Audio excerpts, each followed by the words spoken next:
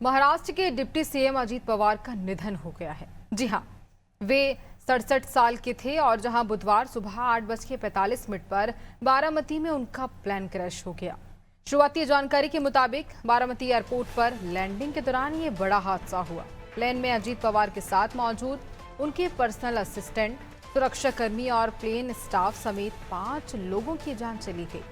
और अब तक मिली जानकारी के अनुसार जहां बता दें आपको कि वह मुंबई से चार्टर्ड प्लेन में बारामती गए हुए थे।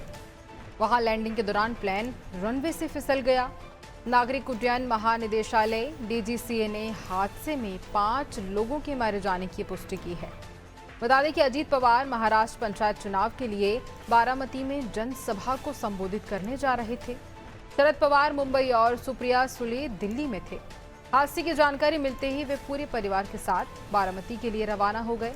परिवार के बाकी लोग उनके मुंबई आवास के लिए रवाना हो गए।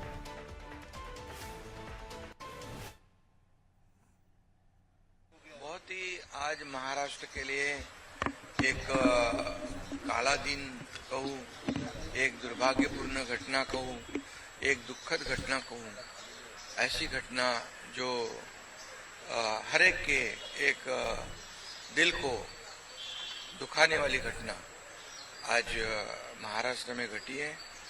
हमारे सहयोगी अजीत दादा पवार जी का प्लेन एक्सीडेंट में दुर्दैवी मृत्यु हुई है। ये हमारे लिए बहुत ही बेहद दुखद है और महाराष्ट्र के लिए भी दुखद है। उनके परिवार के लिए तो बहुत ही दुखद है। और अजीत दादा एक स्पष्ट वक्ता के रूप में जाने जाते थे, एक रोक टोक बोलने वाले। देखता हूं, करता हूं, ऐसे शब्द उनके डिक्शनरी में नहीं थे। जो होना है वो तुरंत करते थे, जो नहीं होना है उसे साफ ना कहते थे। लेकिन वो कड़े शब्दों में कहते भी, लेकिन मन के बहुत अच्छे थे। पवार का ये एक्सीडेंट में निधन होना ये बहुत ही दुखद और दुर्भाग्यपूर्ण है।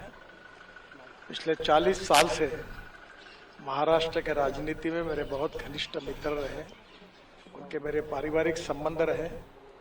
बहुत कर्मठ, अच्छा प्रशासक और विकास की दृष्टि रखने वाले ऐसे वो नेता थे। उनके जाने से बहुत बड़ा नुकसान हुआ है।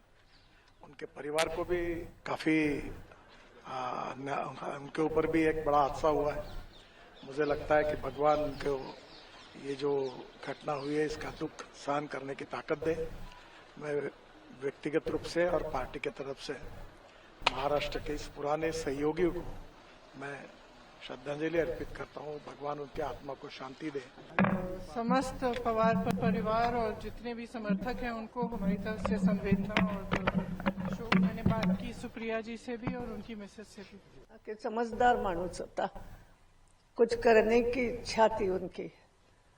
और मुझे जो याद है उनकी कि खेलों के लिए करते थे, क्योंकि जैसे मैं यहाँ पर खो खो के लिए करती हूँ, वो भी वहाँ के खो खो एसोसिएशन के प्रमुख थे। और मुझे याद है जब हमने इंदौर में एशियन खो खो खेली, उस समय भी वो अच्छे पदों पर रहे, मगर खुद हो के उन्होंने मुझे फोन किया। ये बड़ी बात की कमाल करती हो ताई, आपने इंदौर में एशियन खो खो चैंपियनशिप करी, खो खो को आप इतना महत्व दे रही हो। यानी दूसरों ने अगर कोई किसी ने अच्छा किया है तो तारीफ करना, यदि भलमन सा जिसको हम बोलते हैं ना, ऐसा व्यक्ति था। समझ में नहीं आता ये सब कुछ कैसे हो गया। क्या कोई कहता है विजिबिलिटी कम थी, क्या था, मगर ये दुर्दैव है।